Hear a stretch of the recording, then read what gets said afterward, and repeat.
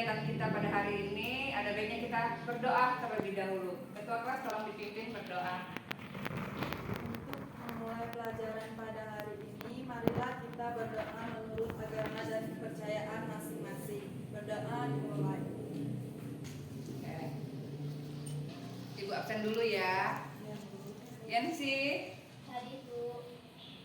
Natasha. Hadir. Oke, sebelum kita masuk materi hari ini, persiapkan dulu buku-bukunya. Tapi tidak enak badan. Iya Bu. Kenapa? Soalnya kemarin manajer. Wah. Tapi masih bisa mengikuti pembelajaran pada hari ini. Insya Allah bisa Bu. Siap, oke. Persiapkan bukunya untuk materi hari ini. Jadi ini kita SBP dulu sebelum memulai pembelajaran pada hari ini. Boleh berdiri. Sudah fokus ya. Jadi kalau sudah fokus, kita sudah bisa memulai pembelajaran pada hari ini.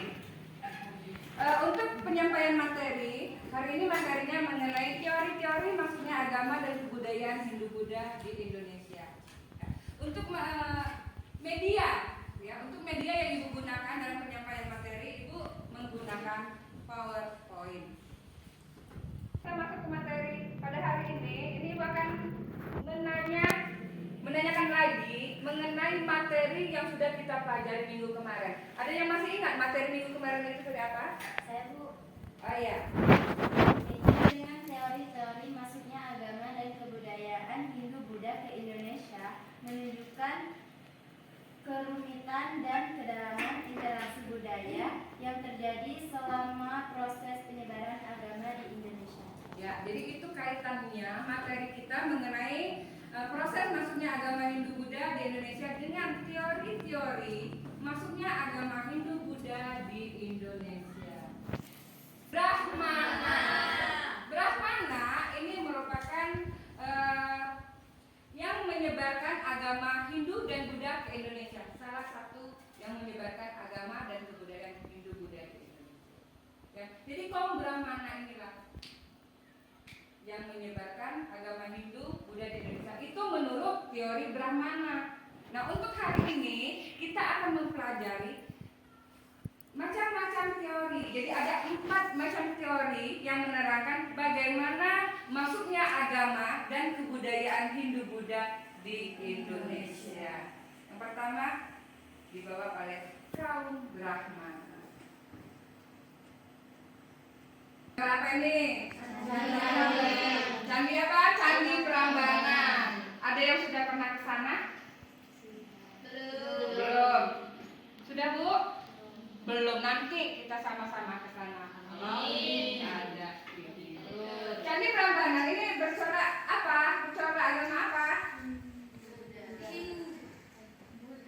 Buddha. Hindu. Jin. Hindu dan Buddha. Hindu. Ini candi Borobudur. Jadi kedua candi ini merupakan peninggalan ya. Pada minggu kemarin itu sudah kita pelajari proses masuknya agama Hindu-Buddha di Indonesia. Ada melalui arca, ya, ada melalui prasasti dan dari penelitian arkeologi. Ini penelitian arkeologi. Ini hasil dari penelitian arkeologi berupa candi-candi peninggalan agama Hindu dan Buddha. Ya. Jadi tujuan pembelajaran kita pada hari ini, ya. Tujuan pembelajaran hari ini yang pertama, peserta didik dapat memahami tentang proses masuknya agama dan kebudayaan Hindu-Buddha di Indonesia. Bagaimana sih proses masuknya agama Hindu-Buddha di Indonesia? Itu sudah kita pelajari minggu kemarin. Ya, jadi masuknya agama Hindu-Buddha ke Indonesia melalui jalur perdagangan. Tujuan yang kedua, peserta didik dapat mengolah informasi tentang teori-teori masuknya agama dan kebudayaan Hindu-Buddha di Indonesia serta mengaitkan pada mengaitkannya pada kehidupan sehari-hari. Itu sudah ini tujuannya. Tujuan yang ketiga, peserta didik dapat menuangkan hasil analisis dan pengolahan informasi tentang teori-teori masuknya agama dan kebudayaan Hindu-Buddha dalam bentuk mapping. Itu tugas yang akan kalian kerjakan nanti. LKPD yang harus kalian selesaikan. Kalian mencari informasi. Kalian harus bisa mengidentifikasi dan menganalisis mengenai teori-teori masuknya agama Hindu-Buddha ke Indonesia. Tujuan yang terakhir, peserta didik dapat mempresentasikan teori-teori masuknya agama dan kebudayaan Hindu-Buddha di Indonesia. Jadi setelah kalian mengidentifikasi, setelah kalian menganalisis, setelah kalian mencari informasi dan menyimpulkannya, nanti kalian diminta untuk mempresentasikannya. Ya.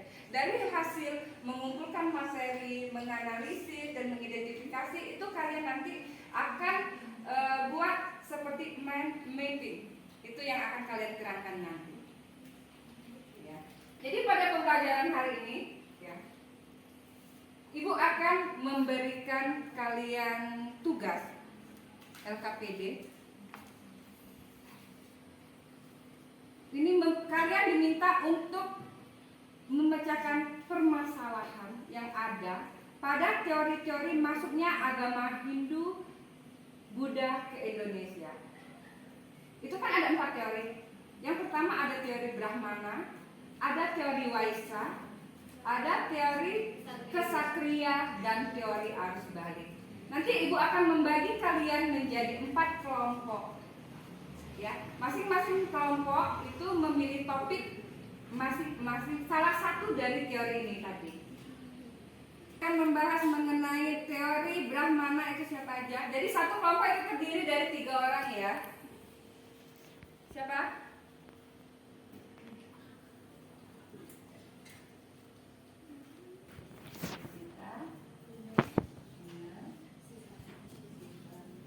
Yang kedua teori Waisa.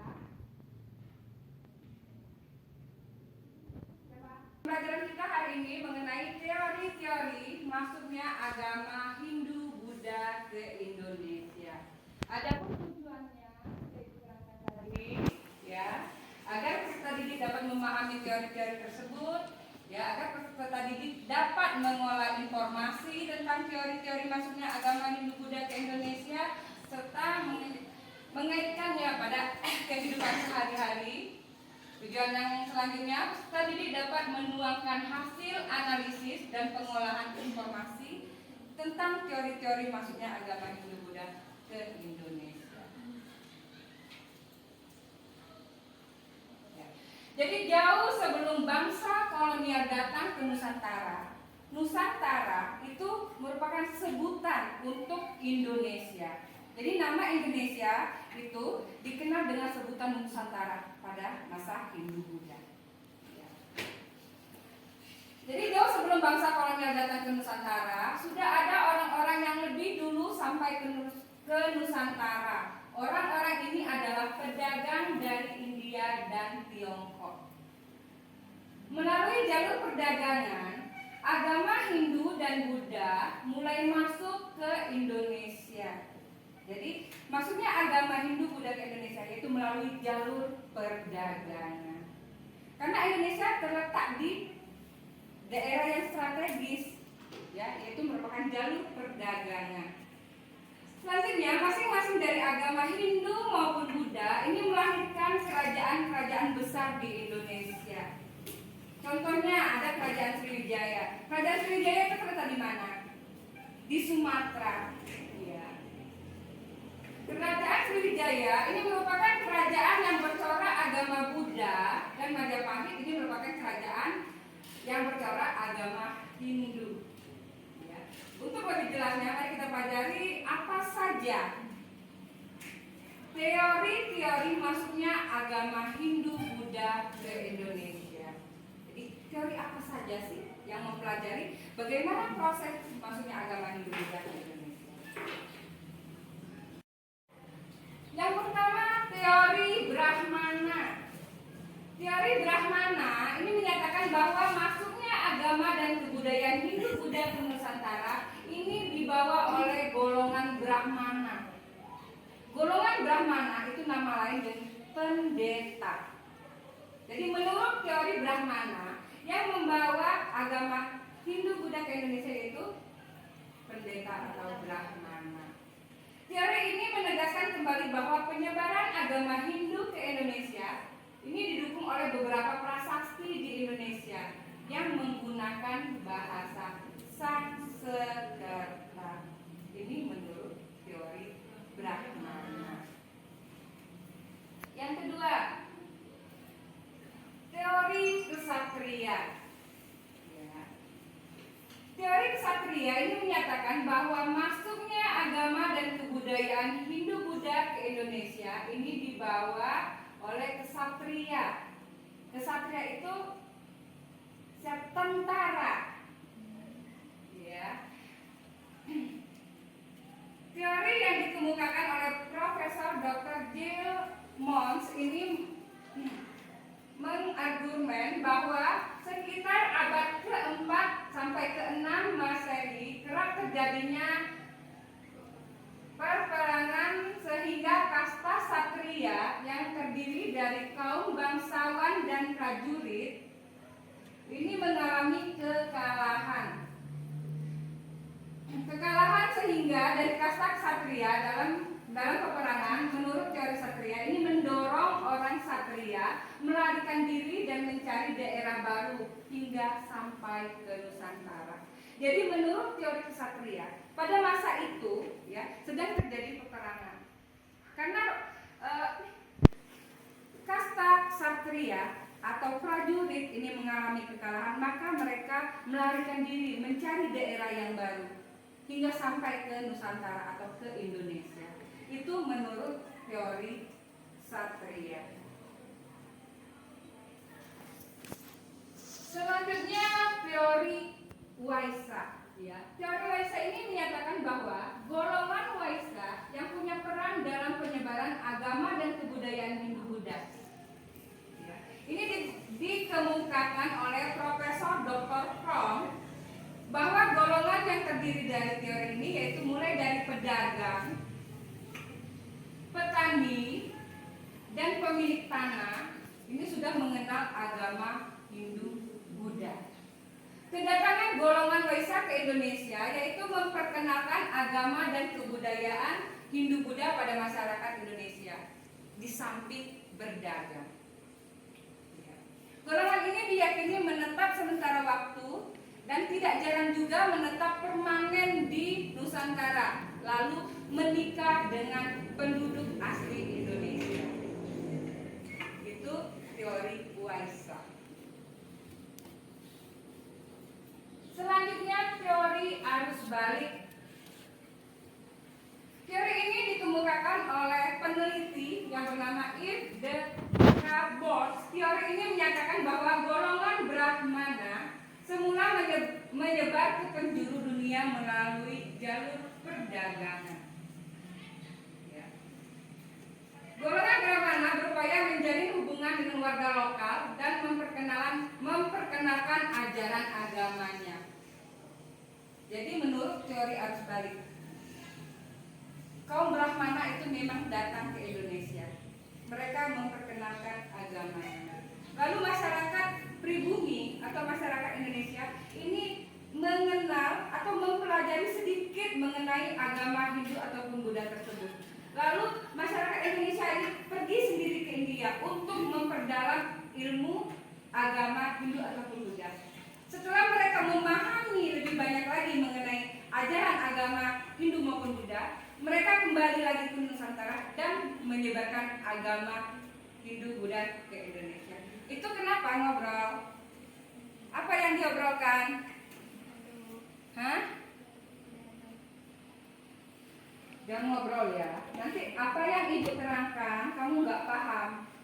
Pada saat pengerjaan LKPD yang ibu kasih, kalian tidak bisa mengerjakannya. Bisa? Kita ngobrol? Ya. Teori arus balik. Jadi intinya yang diterangkan pada teori arus balik, ya. kaum Brahmana itu datang ke Indonesia. Selain untuk berdagang, mereka mempunyai misi penyebaran agama Hindu ataupun Buddha.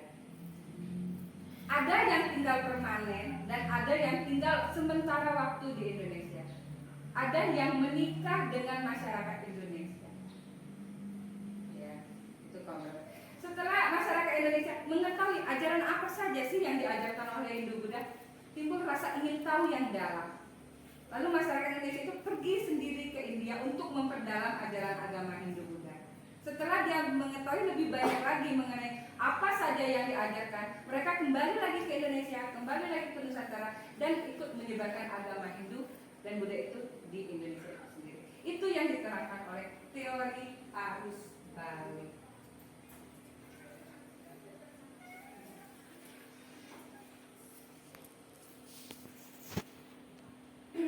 Sampai di sini ada yang mau ditanyakan? Sudah jelas? Ya. Kalau sudah jelas, tadi Ibu sudah membuat kelompok ya yang terdiri dari masing-masing kelompok itu terdiri dari 3 orang dan masing-masing kelompok itu sendiri memilih topik apa yang akan mereka kerjakan. Misalkan yang pertama itu mengenai teori Brahmana, yang kedua teori Waisa, teori Ksatria, dan teori arus balik. Di sini ya di LKPD di lembar kerja peserta didik di sini sudah Ibu buat tujuan pembelajaran kita hari ini, ya materi pembelajaran kita hari ini dan petunjuk dalam kalian membuat ya dalam kalian mengerjakan LKPD pada hari ini itu berbentuk mind mapping. Ya, jadi di sini sudah diterangkan semua. Nah, itu kalian baca, ya, kalian pahami terlebih dahulu apa perintahnya dari LKPD ini.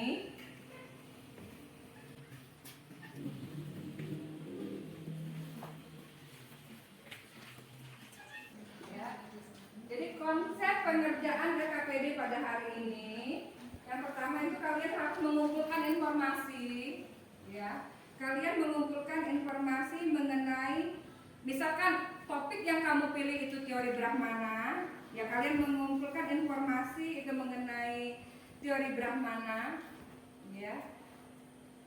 Misalkan yang kamu pilih itu topik mengenai teori Ksatria, itu teori Ksatria, kalian cari informasinya, kalian analisis, kalian kumpulkan informasinya. Itu untuk pengumpulan informasi, itu kalian bisa menggunakan komputer atau bisa menggunakan HP untuk browsing. Ya. Itu petunjuk pengerjaan LKPD-nya. Sampai di sini sudah jelas? Nah, kalau sudah jelas, boleh dimulai untuk pengerjaan LKPD-nya. Dan Ibu tidak hanya apa yang kalian hasilkan nanti, tetapi pada saat kalian mengerjakannya itu juga ada penilaiannya. Apakah sudah ada kerjasamanya? Atau misalkan dalam satu kelompok itu ada yang tidak bekerja, cuma duduk doang, itu ada penilaiannya.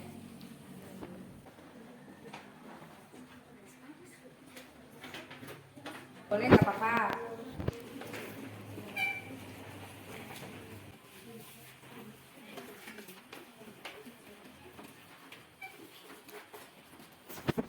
Teori arus balik ya, yang mengerjakan teori arus balik. Assalamualaikum warahmatullahi wabarakatuh. Waalaikumsalam warahmatullahi wabarakatuh. Kami akan mempresentasikan dari hasil diskusi kami mengenai yaitu teori arus balik.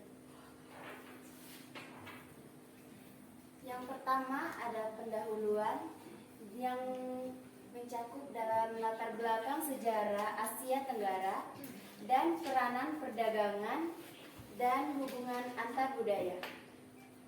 Kemudian dilanjutkan dengan agama Hindu-Buddha, penyebaran agama Hindu-Buddha dari India ke Asia Tenggara. Peran pedagang, misionaris, dan intelektual dalam penyebaran ajaran agama. Dilanjutkan dengan kebudayaan Hindu-Buddha. seni dan arsitektur Hindu-Buddha, peninggalan Buddha dalam bentuk candi, prasasti, dan seni rupa. Kemudian, era kerajaan Hindu-Buddha di Indonesia. Kerajaan Kutai, Martadipura, Sriwijaya, dan Majapahit. Lalu, peran kerajaan dalam menggabungkan unsur Hindu-Buddha dan pemerintahan dan kehidupan sehari-hari. Lalu dilanjutkan dengan prakarsa lokal. Integrasi kepercayaan lokal dengan ajaran Hindu-Buddha. Kemudian adopsi dan adaptasi unsur budaya. Dan dilanjutkan dengan perkembangan seni dan kebudayaan. Pembangunan candi seperti Candi Borobudur dan Prambanan. Kemudian seni lukis dan pahat yang menggambarkan cerita epik Hindu-Buddha. Kemudian dilanjutkan dengan periode pasca kerajaan Hindu-Buddha. Pergeseran agama di Indonesia. Kemudian pembauran unsur-unsur Hindu-Buddha dalam budaya setempat. Lalu pentingnya warisan budaya. Tradisi keagamaan yang tetap hidup, pengaruh dalam tarian, musik, dan kebudayaan sehari-hari. Dan kesimpulannya, pentingnya pemahaman terhadap warisan Hindu-Buddha dalam membentuk identitas Indonesia, pengaruh kontemporer dalam seni, budaya, dan kehidupan sehari-hari. Kemudian materi selanjutnya akan dijelaskan kepada teman saya, yaitu Natasha Amanda. Mind mapping ini mencakup teori arus balik dalam masuknya agama Hindu-Buddha ke Indonesia. Dengan hubungan perdagangan dan diplomasi, pertukaran budaya antara India dan Indonesia, serta dampaknya terhadap perkembangan kebudayaan lokal dan tradisi. Yang pertama mengenai hubungan perdagangan dan diplomasi. Perdagangan. Arus agama Hindu-Buddha didorong oleh perdagangan seperti rempah-rempah, logam, kain, dan barang lainnya menjadi faktor utama yang memperkuat hubungan ekonomi antara kedua wilayah. Kemudian ada diplomasi yang memainkan peran kunci dalam memperkuat hubungan antara India dan Indonesia. Pemberian hadiah, kunjungan, diplomatik, dan perjanjian perdamaian menjadi cara untuk menjaga stabilitas dan memfasilitasi pertukaran budaya. Pertukaran budaya. Yang pertama, ide dan pengetahuan. Arus balik membawa bersamaan ide, pengetahuan, dan konsep-konsep budaya dari India ke Indonesia ini mencakup ajaran agama, sistem nilai, dan filosofi yang kemudian membentuk pemikiran dan pandangan hidup masyarakat Indonesia. Yang kedua, seni dan arsitektur. Seni dan arsitektur Indonesia dipengaruhi oleh gaya seni India. Arsitektur candi-candi, relief-relief, dan seni ukir mencerminkan pengaruh kuat dari seni Hindu dan Buddha India. Kemudian ada bahasa dan sastra. Pertukaran budaya yang mencakup pengaruh dalam bahasa dan sastra. Banyak kata, frasa, dan karya sastra Indonesia memiliki akar yang dalam dalam bahasa Sanskerta dan menggunakan aksara Pallawa. Dampak terhadap perkembangan kebudayaan lokal dan tradisi. Yang pertama, sinkretisme budaya. Arus balik menciptakan suatu bentuk sinkretisme budaya Indonesia. Ajaran Hindu-Buddha menyatu dengan kepercayaan dua lokal, menciptakan sistem kepercayaan dan praktik keagamaan yang unik. Yang kedua, pembentukan kerajaan. Hubungan perdagangan dan diplomasi melalui arus balik turut membentuk kerajaan-kerajaan di Indonesia yang didasarkan pada prinsip-prinsip Hindu-Buddha. Ketiga, sistem pemerintahan. Pengaruh arus balik terlihat dalam pengembangan sistem pemerintahan berbasis kerajaan yang diadopsi dari model India. Sistem ini mencakup struktur pemerintahan, hierarki, sosial, dan hukum yang menggambarkan pengaruh kuat Hindu-Buddha. Yang terakhir, tradisi keagamaan. Ajaran Hindu-Buddha membentuk tradisi keagamaan di Indonesia. Upacara keagamaan, ritual, dan perayaan yang berasal dari ajaran tersebut menjadi bagian internal dari kehidupan sehari-hari masyarakat. Sekian penjelasan dari kami. Ada yang ingin ditanyakan? Saya, izin moderator bertanya, apa yang dimaksud dengan teori arus balik dalam konteks masuknya agama Hindu Buddha ke Indonesia? Apa masih ada yang ingin bertanya? Baiklah, izin moderator saya bertanya. Apa dampak arus balik terhadap perkembangan kebudayaan di Indonesia? Masih ada yang ingin bertanya? Kami persilahkan. Sudah tidak. Baiklah, untuk menjawab pertanyaan-pertanyaan dari teman-teman sekalian akan dijawab oleh teman saya yaitu Deju. Saya akan menjawab pertanyaan dari Inge. Teori arus balik merujuk pada pergerakan kembali atau pengembalian ajaran agama Hindu Buddha dari Indonesia ke India setelah sebelumnya agama tersebut masuk ke Indonesia.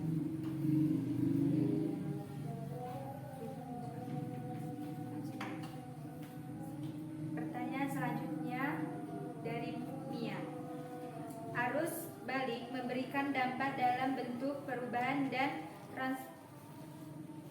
transformasi budaya di Indonesia dengan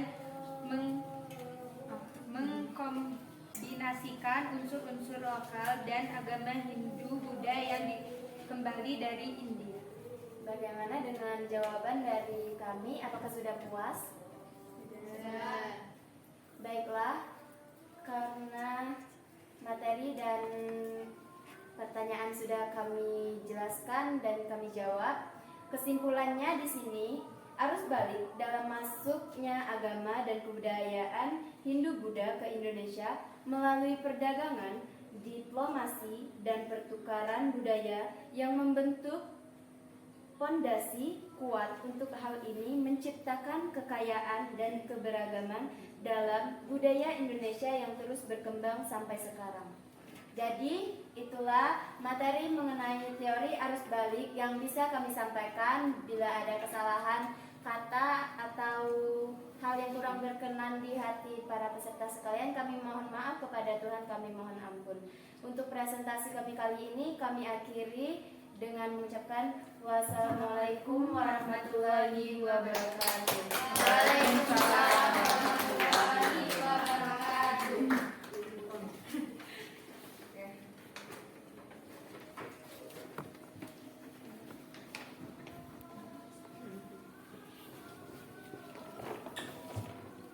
Ya, sudah ya, berarti materi kita pada hari ini mengenai teori-teori masuknya agama dan kebudayaan Hindu-Buddha ke Indonesia ini sudah kita bahas, dan bagus sekali di sini semua peserta didik itu bekerja sama untuk menyelesaikan permasalahan pada kelompoknya masing-masing. Tidak ada yang kerja sendiri, di sini mereka bekerja sama dan mereka berusaha untuk mengumpulkan informasi dari berbagai macam sumber.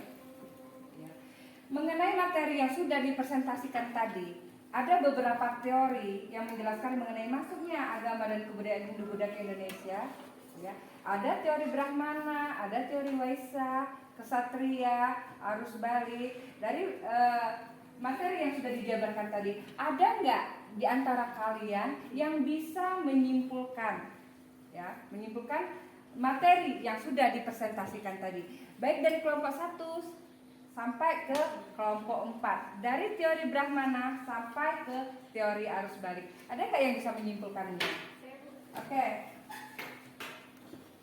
Masuknya Hindu-Buddha ke Indonesia melibatkan beberapa teori yang menjelaskan peran berbagai kelompok sosial dalam proses masuknya agama dan kebudayaan Hindu-Buddha ke Indonesia, dari teori Brahmana, Waisa, Ksatria, hingga teori arus balik. Oke, jadi itu kesimpulan yang bisa disimpulkan oleh teman kamu. Nah, pada saat pengerjaannya tadi, pada saat kalian mengidentifikasi, pada saat kalian mencari informasi mengenai topik yang kalian bahas per kelompoknya, ada kendala nggak yang kalian temui? Tidak. Oh, nggak ada kendala. Terus ada nggak yang hanya duduk saja, tidak berperan dalam menyelesaikan LKPD kalian? Tidak. Oh ya, berarti pada saat pengerjaan LKPD-nya itu kalian tidak menemukan kendala dan kalian juga sudah melakukan kerjasama yang baik untuk menyelesaikan LKPD-nya. Itu sudah bagus sekali. Tepuk tangan untuk kita semua. Materi kita pada hari ini mengenai teori-teori, maksudnya agama Hindu, Buddha ke Indonesia. Jadi ada beberapa teori yang menjelaskan mengenai masuknya agama dan kebudayaan Hindu-Buddha di Indonesia. Antara lain ada teori Brahmana, ada teori Ksatria, Waisa, dan Arus Balik. Jadi dari teori-teori tersebut masing-masing memberikan kontribusi yang unik, ya, yang membentuk kerangka waktu dan karakteristik masuknya kebudayaan dan agama Hindu-Buddha ke Indonesia. Jadi dengan adanya teori-teori tadi, maksudnya agama Hindu-Buddha ke Indonesia bukanlah proses yang satu arah. Jadi maksudnya pengaruh atau agama kebudayaan Hindu-Buddha ke Indonesia ini bukan proses satu arah, tetapi sebuah interaksi yang kompleks dari berbagai sumber, ya, dari berbagai unsur budaya. Ini bisa kita lihat dari dampaknya. Dampaknya di bidang apa saja? Ada di dalam bidang seni, ada di bidang sastra, bidang kebudayaan lokal, serta membentuk identitas kultural Indonesia yang unik dan penuh keberagaman. Itu dampak dari teori-teori masuknya agama Hindu-Buddha ke Indonesia. Jadi cukup ya materi kita hari ini. Presentasi kita bisa berjalan dengan bagus. Alhamdulillah kalian juga tidak menemukan kendala, tidak menemukan permasalahan pada saat penyelesaian LKPD-nya tadi. Ya. Kalau tidak ada lagi yang mau ditanyakan, ya boleh ditutup pembelajaran hari ini. Ketua kelas boleh. Untuk menutup pelajaran pada hari ini, marilah kita berdoa menurut agama dan kepercayaan masing-masing. Berdoa.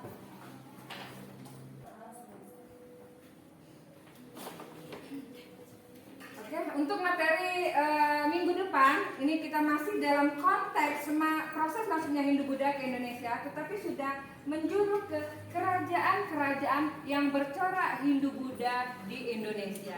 Itu materi yang akan kita pelajari minggu depan. Untuk hari ini Ibu cukupkan sampai di sini. Ketemu lagi minggu depan. Wassalamualaikum warahmatullahi wabarakatuh.